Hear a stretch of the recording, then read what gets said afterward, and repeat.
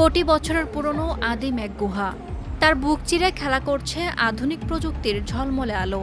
দক্ষিণ চীনের গুয়াংশি অঞ্চলের লিপু শহরের বিখ্যাত সিলভার কেভ এখন আর সাধারণ কোনো গুহা নয়।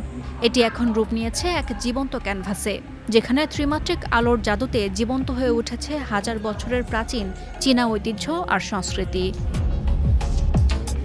স্থানীয় সময় ১২ জুলাই ভেতর থেকে ধারণ করা চমৎকার কিছু ফুটেজে দেখা যায় গুহার বিশাল সব কক্ষে 3D প্রজেকশনের মাধ্যমে ফুটিয়ে তোলা হচ্ছে চীনা লোকগাথা ও চিত্রকর্ম।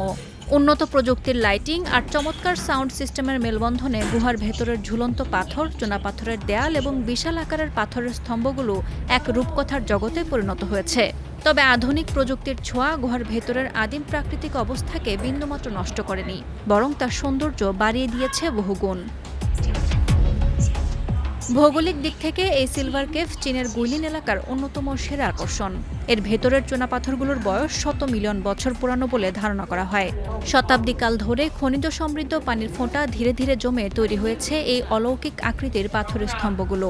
আর এখন প্রকৃতির সেই আদিম সৃষ্টি আর মানুষের তৈরি আধুনিক প্রযুক্তির আলো মিলে তৈরি করেছে এক অবিস্মরণীয় মহাকাব্য। এমন অভূতপূর্ব দৃশ্য দেখে স্তম্ভিত এখানে আসা দেশি বিদেশি পর্যটকেরাও।